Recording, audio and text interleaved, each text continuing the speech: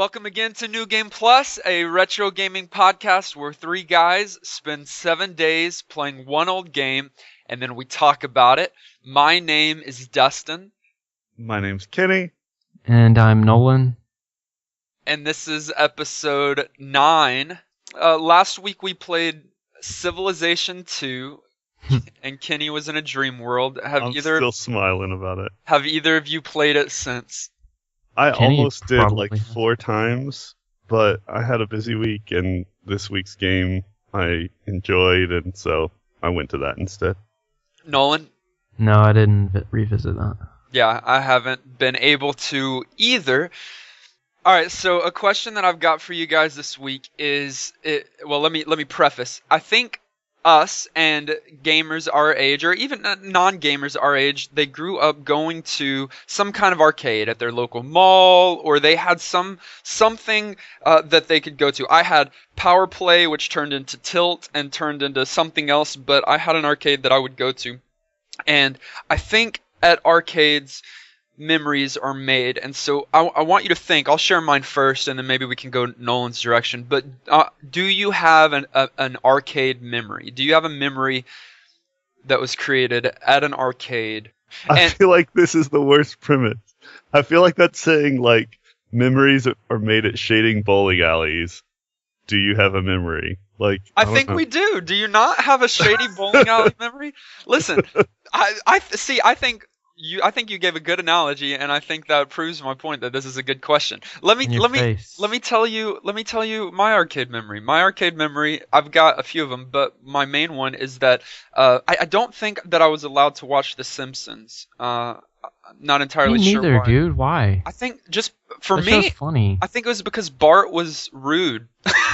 But like, Don't be rude. You Yeah. can't watch this. so I wasn't allowed to watch The Simpsons, but my dad took me to the arcade one time, and there was the Simpsons arcade game there, and he doesn't play video games, but that day we spent all of our coins on that Simpsons game and played all the way through and beat it. So we went all the way through. We didn't get tickets for it. We didn't get anything, but I did get the memory of my dad and me playing through a game that I was not allowed to watch the television show of, and we beat it to completion. So like $30 later, you Yeah. beat it. Yeah, but it's worth Absolutely. it. It's worth it. Yeah, I've got one of those. All right. Mine was at a local pizza restaurant that we're Americans, so we went every week basically.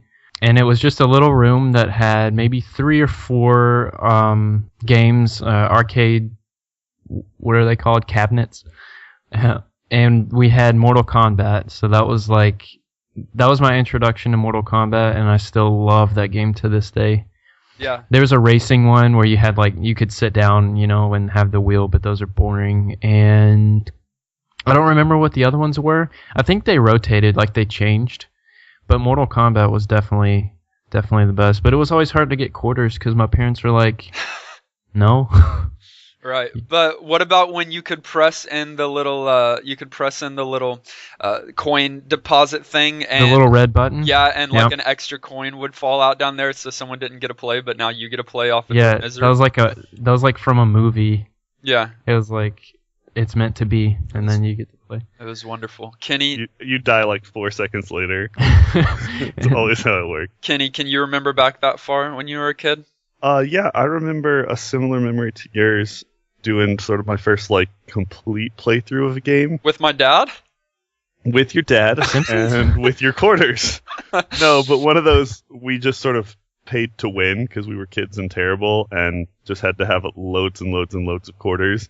But we're determined we were going to do this thing, and played all the way through the classic X-Men arcade game. That one Oh, was man, awesome. So That's a good. great game. That may be worth even adding to the list. It's so good. Of course, there's a lot of classics, Wait a Simpsons minute. is classic. There's tons and tons. Arcade games are microtransactions. What? I never realized that. Are you now going to hate them?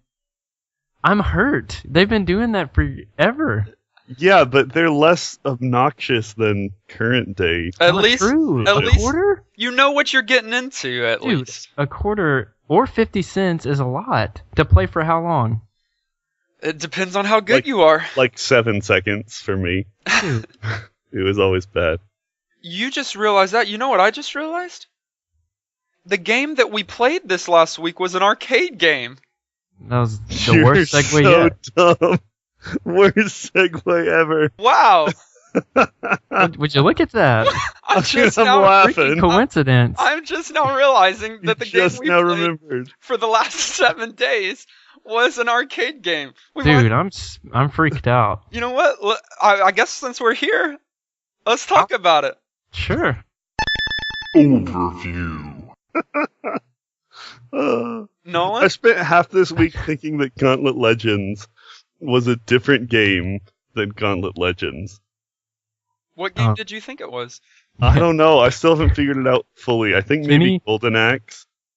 Kenny kept messaging Dustin and I, being like, "Oh, this game is not what I thought it was. What's the one I'm thinking of?" And he kept saying different aspects of it, and we kept being like, "Oh yeah, it's Gauntlet Legends." It was super frustrating, and I never figured out for sure what I was thinking of. Like, I have a distinct memory of a kid of like a kind of fantasy era arcade game, and that's what I thought Gauntlet Legends was. That's why I got so excited at the beginning of the week when we announced this, and I can't even think of what that game was. It is what you were So thinking. viewers, help me out. Yeah, we don't have any viewers because they can't see anything. But this week we played Gauntlet Legends, an old arcade game. And Nolan, how about you give us an overview? Sure. Gauntlet Legends, as we've already mentioned, is our first arcade game. We've usually played console ports or even games that started on the console. This one started as an arcade game. And this game came out in 1998, and I think the N64 port came out in 99. So this barely met our 15-year plus criteria. That's But so hard for me to believe. Right? Why? Because it feels older than that. to Yeah, me. Or maybe I I just don't realize how quickly graphic stuff has progressed. You know, yeah, it was a like I big forget jump. the context. Believe it or not, this game was produced by Atari. Do you remember Area 51? Yeah, absolutely. Yeah, and Primal Rage, the the fighting game where you're animals fighting each other. Oh, absolutely. Yeah. So that was also Atari. So they've got a few pretty notable arcade games, and ones that I would see everywhere. I saw Area 51 every time I saw like an arcade. So Atari games, and the ports I think Midway produced. Gauntlet Legends would probably fall under the dungeon crawler adventure genre. And what I mean by that is you could probably think Diablo and kind of get a good idea of how this game plays. That's not true at all. Why? They feel so different to me. Yeah, they feel so different because Diablo is so distinct, but as far as overall genre, Yeah, I can't really guess it compare it works. to a different type of game because that's what it is. It's a top-down button masher, basically. You have waves of enemies, and you can find treasure chests. And this one's different because it has different like items and stuff that you can find, and it's stage-based. It's not like Diablo where you can kind of just go and explore the world. You have stages, but what's unique about this arcade game, and maybe not so unique, but what makes it appealing is that it's up to 4 multiplayer, up to Which 4 is people. functionality I wish we could have explored. Yeah, right. that We would've been only so played fun. solo, but you can play up to 4 people at a time, and you're all working together to get through the stage, to get through the waves of enemies. So that was a big deal for this game in general. It's the third in the series. There's Gauntlet 1 and 2, and I don't know why they didn't go with 3 for this one, but it's called Gauntlet Legends, probably because it came out so much later than the other ones, and I guess they wanted to just revamp it. And it was a big jump in style. Like, Yeah, I mean, this was this the one's 3D one. significantly different. Yeah. This went into the 3D realm of gaming, and so it was pretty well received because it was such a fun multiplayer experience, I think, or that's why I think it was so well received. But like I said, there were ports to the N64 and the Dreamcast and PlayStation 1. things changed within the ports, and I don't know how much, because most of us only are going to play one port. We're not going to play all of them.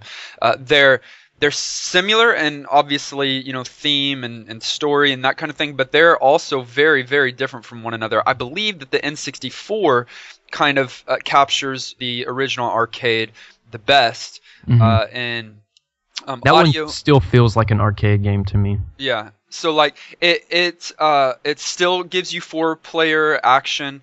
All of the things are there. Some of the bonuses that are found. So each of the games, each of the ports are well, I was going to say upgrades. Some people might think it's a downgrade, but they are changes to the original arcade game. And I believe the Dreamcast version was actually the most stable from what I've been seeing around on the internet. The N64 one is the one that I played. It was fine. There were some frame rate issues, but it didn't feel like it was a clunky port or anything. I just have read that the Dreamcast one was pretty fluid and very stable. So that's interesting to me because you don't really hear much about Dreamcast games. And one of the major differences between the arcade game and the ports, and Nolan, if the microtransaction thing shocked you this far, you've got, I don't know if either of you know this, but the arcade Gauntlet Legends game, one of the features, if you will, was that your character continually had their health being drained, not just because of being attacked, but because that was the nature of the game. I'm so hurt, but like... So why? Even more. So you would orders. spend more money? Yeah. Probably. It's That's already crazy. it already gets to be a difficult game, and if your health is just automatically draining. I have a huge problem with that.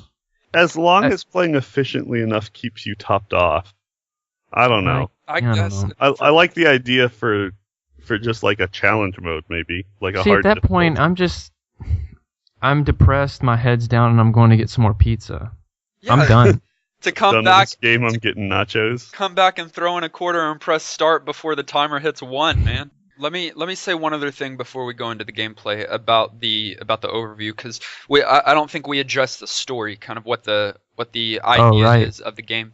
And the story is, I mean, it's fairly simple, but you've got this yellow wizard that's kind of like a staple in at least this game.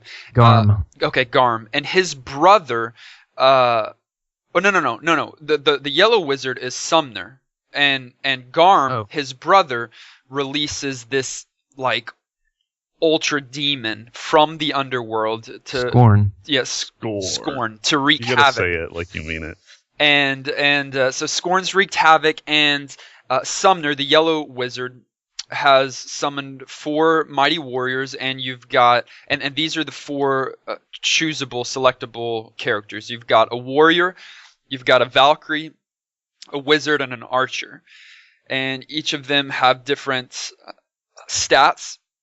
And you can choose one of them, and then the idea is you travel through 4 realms or more, depending on which port you're playing. And within those realms, there's many different stages. There's at least 4 or 5 stages that end with a boss battle. The final stage is a boss battle, and you have to do various things to advance stages to then go and defeat Scorn, who then Scorn flees to the underworld. Then you possibly have to go back through the stages to collect the runestones if you missed any, which unlock the underworld, which then you travel down into to finally destroy Scorn and his evil squad once and for all. So that's the story, that's the premise. Let's move into gameplay. So as far as like the actual gameplay, there's kind of an RPG element to this arcade game, which is also really unique, where you choose from 4 classes of characters and you can level them up as you progress. And I'm not sure of any other arcade game that had featured that at the time. I'm sure there probably was, but it's a really cool incentive to keep playing and to keep getting level ups and power ups to help you progress, especially if you have 3 other people playing with you. That could get extremely fun. Okay, so Nolan, you just said that there are 4 different playable characters and different stats, and it's like an RPG. How so?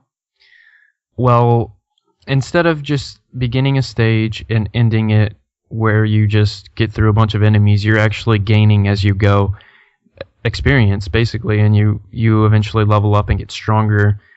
Another RPG element of it would be the fact that you don't have to, you mentioned with the runestones, you don't have to collect those to progress. That's like a true completionist ending. And then you have like chests that you open with keys that you find, so you have to, conserve the amount of keys that you have to open all the chests. You earn gold. Oh, and also, and like I love this feature. At the end of a stage, you can shop. You can go to the shop and sell unwanted items, and buy other items that you want. So that's awesome. Like you'll collect a lot of things, and you might not want some of them, so you can get rid of them. And so that's kind of that's the RPG elements that stood out to me.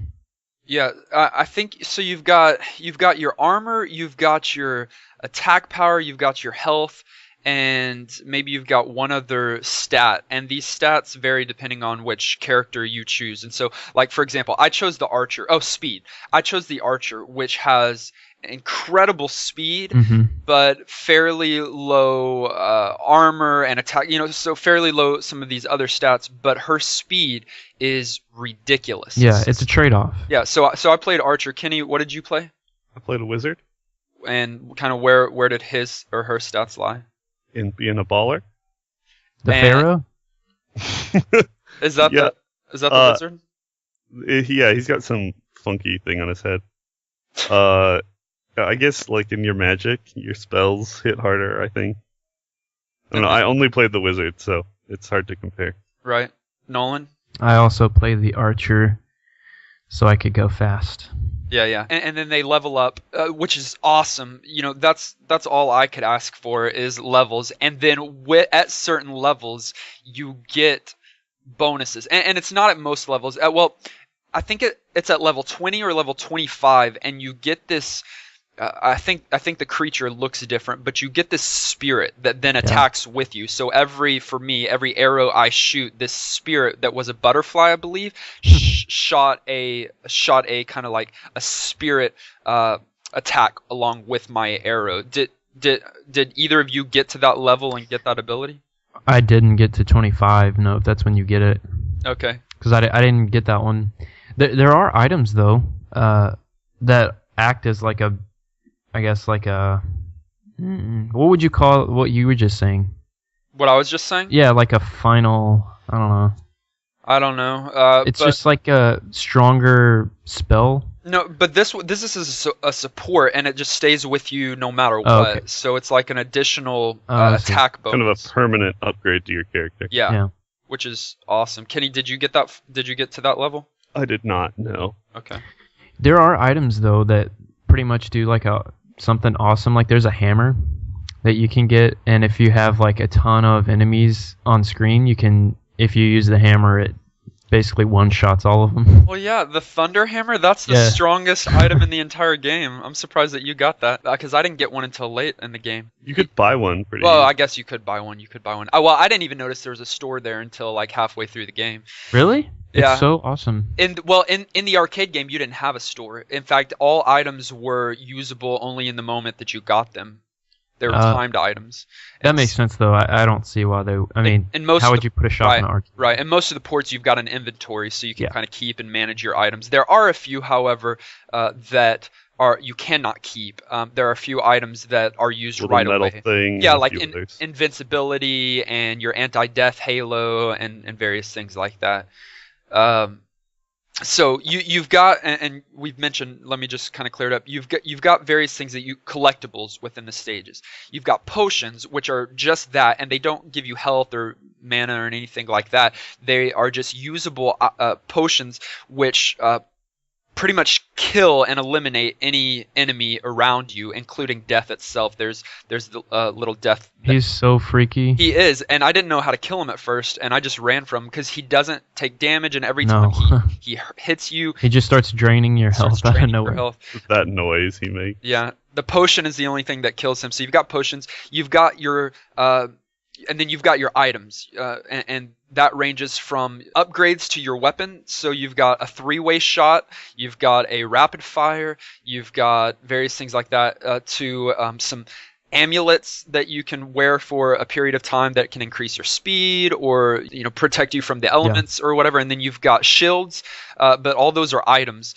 And then to progress in the stages at the beginning, you've got to find obelisks. Is that how you say it? Yeah. Within the stage or within the realm, and after you find 2 obelisks, that opens the next realm. Mm-hmm. So that's how you open the realms.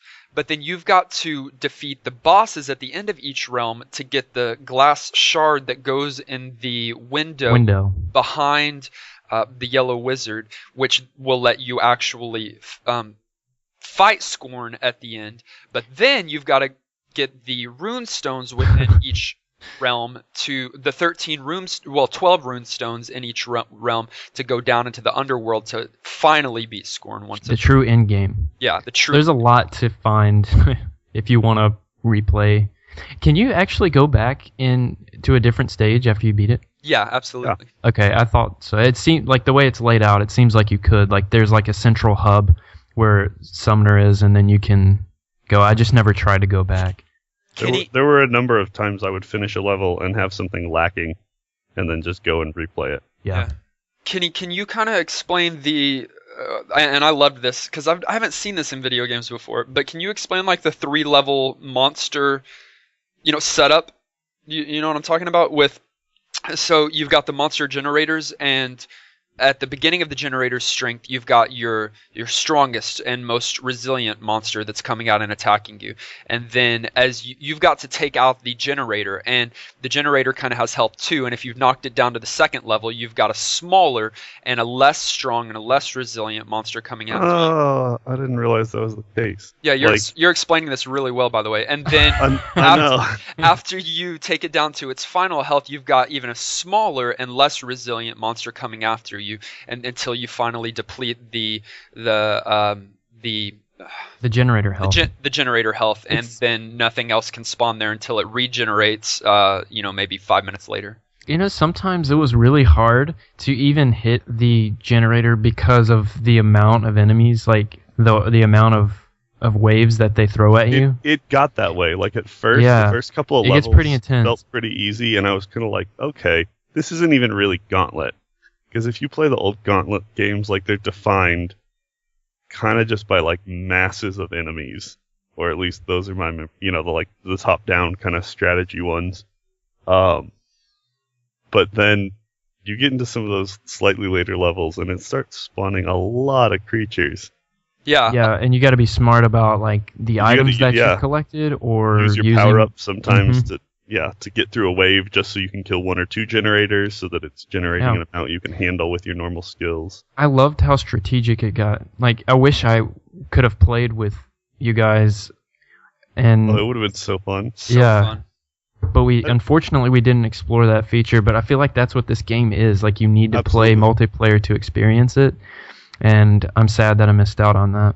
But I'd bet there's ways. When we have future arcade or multiplayer games like this, we may have to do a week where we specifically play cooperatively. The arcade genre needs to be explored more. Yeah, I think we should put a few more of those games on the list for sure. Before we move on to talk about how it aged, can we talk about the realms real quick in the different stages? Because I want to hear the favorite stage that you played. Depending on which port you played, there's various realms, but I think the main 4 realms you've got is the Mountain Kingdom. Peak. Yeah, Mountain Kingdom, which has different parts of the mountain. And let me just tell you, because I really haven't stressed yet, but this game, like, Dustin's such a fanboy is what he's trying to say. He fell in love with this game. This game has affected me in ways unlike any other game, man. I have enjoyed this game. I played it every day possible this past week. I cleared the game in its entirety, and in mainly its entirety. There's still 2 more bonus stages that I have yet to beat, but I've got to level 88, and just give me a few days. You were just making up for the fact that you were really bad at Civilization. Maybe that's the case. But one of the reasons why I love this game so much is the realm diversity and the stage differences and the thematic elements within each stages. So once more, you've got the Mountain Kingdom, you've got, I think, the Castle Stronghold, you've got an ice domain, and then you've got like the desecrated temple where Scorn is, and then you've got the underworld, and then you've got the battlefield. so there's a few different stages here. I know y'all maybe just got to 1, possibly 2, but do you have a favorite stage within the realm that you enjoyed most? I loved the castle stage. Okay, definitely don't expand or anything. Well, I mean, you asked. That's the one I liked. Yeah. Well, we'll just leave it at that. No, it was like the graphics were great. They did some more visual things there to make it feel a little immersive. It finally got a little more difficult, and so it was a little more fun. It was kind of face roll before that. The puzzles were fun, but without being frustrating. I don't know, just the whole tile set of that area and the creatures, and I liked it. I didn't get as far as you did, Dustin, and this is dumb. My favorite stage was the very first one, because in the mountain, because it was designed so well at teaching you the game. Like, that's been my frustration with a few of the games we've played, at the lack of instruction and the lack of giving you the objective and helping you get into the game. This one was laid out so that you would find tips in the first stage, and it would explain pretty much everything you needed to know, whether it was the door mechanics, like you needed to find the pressure plate to open a door, or about the obelisks, or the keys in the chest, whatever it was designed so well that you could play. I felt fine playing the rest of the game, and so that was my favorite. Yeah, and my favorite was in the town, in the town realm. You start off in the fields, and then you move through the cemetery, and then you go up a spire. Those are the different stages. But then the final stage of that realm is an airship. And I don't think you guys got there, but if you haven't, you've got to play to that point, because it's just an incredible stage. Oh man, I don't know. There's something about that stage and the music, and then you just feel like as you increase in stages, more and more enemy hordes are coming after you, and so you're just like struggling through these stages, but you feel like a warrior that's coming to defeat the forces of evil, and I'm just this archer girl that has taken out all the evil. Dustin loved this game. Got so excited. I'm in an airship. I'm this archer girl. You should see me right now. I've got a bow in one hand and an arrow in the other, and I'm about to shoot this thing. But anyways, that was my favorite stage. Moving into how it aged. Aged. I think it aged great. Like, okay, this might offend both of you, I don't know. It looks ugly. And you may agree, you may not agree. I don't know. Oh no, it looks ugly. Completely agree. It's you can tell that it started on an arcade system. However, for an arcade system, it's pretty amazing in the mechanics and in the way that the game works. So I had no problem jumping right into this game, despite its age, which is 17 years. Not the oldest game we've played, but still, it shows its age. However, in gameplay, excellent. It works well, and again, I wish I could have played multiplayer so that I could have experienced it better. Kenny, what do you think? Yeah, I generally agree. I think the visuals are rough. It's one of those that once you play enough of it, that you get a sense of how the 3D works and how to walk around and all of those things. You can kind of get past some of that. And once you get into the game and you're sort of immersed and you understand the controls and your power-ups and all the things, and the levels start getting a little more complex and difficult. Super, super fun. Maybe I'll just give it 1 super, not 2. But was a fun game. There was at least one point when I was playing and like my D-pad thumb was hurting, and that's always a good sign because I didn't want to stop. And then, like, this morning I was playing a little bit more before we sat down to do the podcast. And I was like, I don't want to talk to these guys. I just want to play this game. So it was good. Like, gameplay's good. But, I don't know. The graphics were just such a thing that I can't say that it aged well. But despite it being an old and kind of clunky game, I think it's still worth playing. I think that it's 100% absolutely acceptable for today, and I'm not just saying that with a swayed opinion. I mean I do see its clunky nature. I do see it being glitchy at times and lagging, but I can see so many people finding this game very accessible today. Here's what happened. You stepped into an airship, and you got nostalgic for Final Fantasy. And that swayed your opinion of this game. Listen, Final Fantasy does things to me, but that's not the only thing that does things to me. All right, so like this game. So now Gauntlet Legends is on the list of games that. Whoa! That make you smile. Yeah, but I mean, don't put it up there with Final Fantasy VII. But okay. But it was a game. It is a game that is. I don't know about one of my favorites, but a really, really good game that I had so much fun with it playing alone. And we've talked about this, but if we were to play this together, I guarantee you that we would have hours and hours of fun. Yep, so much fun. Getting mad at Kenny for not helping with the waves. Yeah, like Kenny, get over here. I'd be collecting all the items while you guys were trying to send people off. Right. Unlocking gates that we don't want to go through yet, bringing more hordes of enemies towards us. What does this do? Absolutely. Yeah, I could totally see that. We might still need to do that one day. We have to. This game I had so much fun playing alone, but playing with others would be so much more fun. Here's a few things for those that are listening, and if you want to play, with somebody, the PlayStation version is the one that I played. It's a good game, but it takes away the 4-player multiplayer functionality, unfortunately, and that's why it was criticized heavily because it does have 2 though. It's got two, but you cannot have 4. It's not enough. N64 would be the one that I suggest you go with because you can have 4, and it's got a lot of the same add-ons and bonuses and things that the PlayStation version has. That's the one I played, and it from what I read, it was like, people were saying it was clunky or an unstable port, but I did not experience that at all. Maybe a few frame rate issues when the screen was full of enemies, but I mean that was hard to avoid. Sure. And so I would agree. That's probably the one I would play. Again, the Dreamcast one's supposed to be stable, and it does have 4-player. So either one of those, I'd say, is a good option. Let's summarize. The final shell shock. My favorite thing about this game, and I'll just start off, was the level diversity.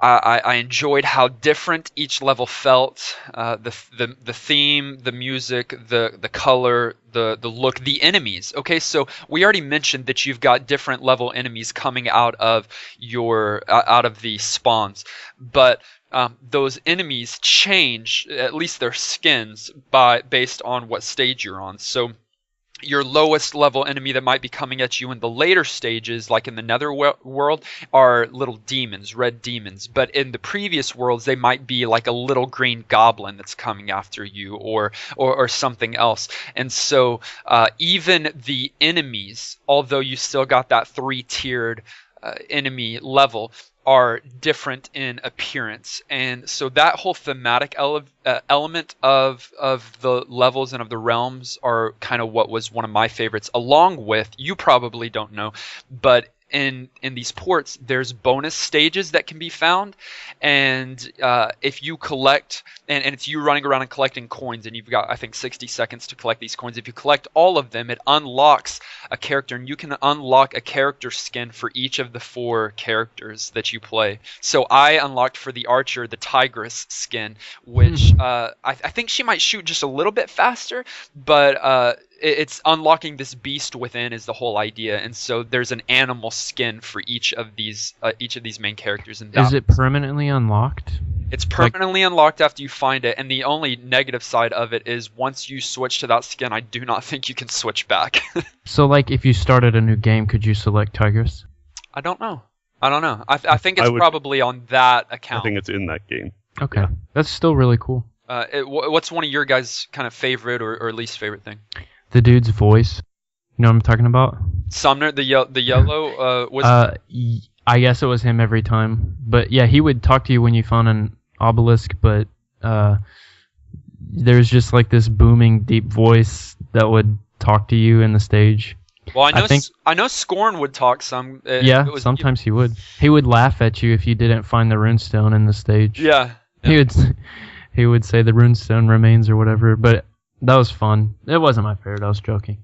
I like the character diversity. I love that you can pick from 8 characters, because you can do male or female, wizard, warrior, archer, and Valkyrie. Which I'm wondering what Valkyrie is. It sounds cool, but yeah, I like that you don't just get to pick from like a warrior with a giant axe or something. You get to pick, different play styles. And then there's incentive if you are playing by yourself, you can play through another time with a different character. And again, the whole level up aspect just adds to that. And yeah, I like that. My favorite is probably like some of the more RPG-ish elements. Like, it's always fun to customize, and then grabbing items and then knowing when to use those items is just always a lot of fun. So I liked all the like power-ups and stuff. They made it more intriguing than it would have been otherwise. It was fun. Two final questions. Would y'all sit down with me and play? Absolutely. Yes, I would. And secondly, do you think that you will play this game again? I really do. I think there's a chance.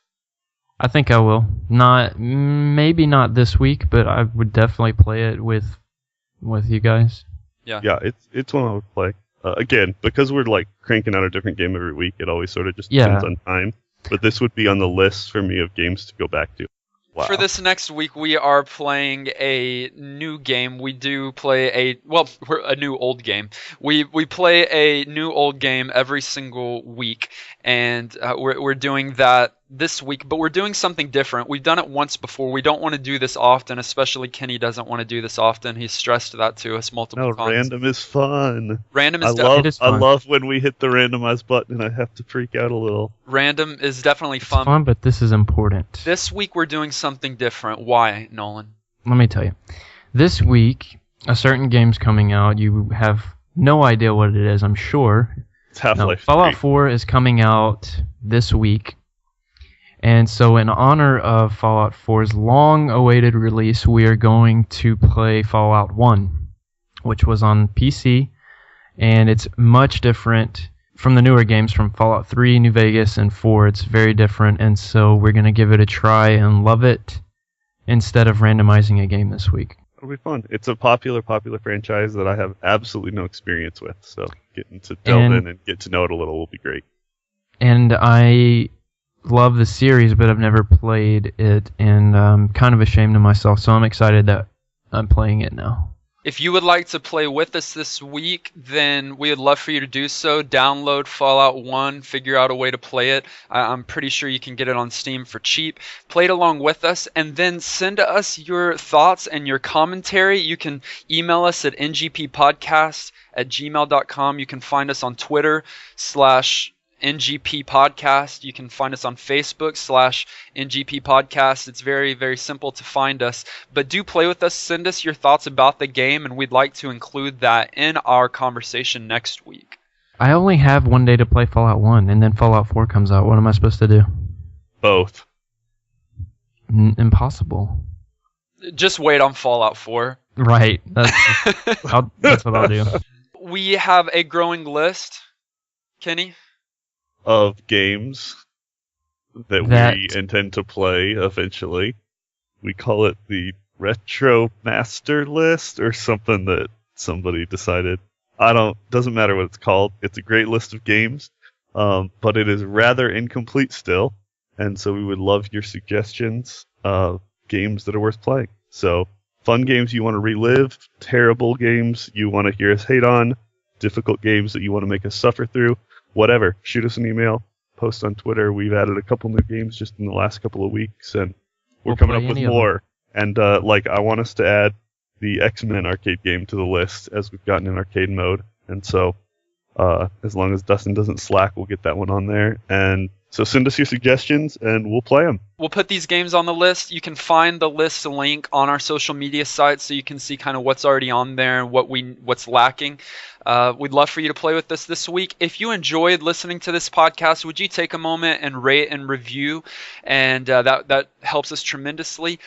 Just a heads up, after our 10th episode, we're going to be migrating our RSS feed from where it currently is, and we're going to host it on our SoundCloud. So we're going to transition everything to our SoundCloud. For those of you that need to know that, just prepare for that so you can update your RSS feed, and you'll be able to continue following us and growing with us. We're glad you're a part of the family, and we'll see you next week as we play Fallout.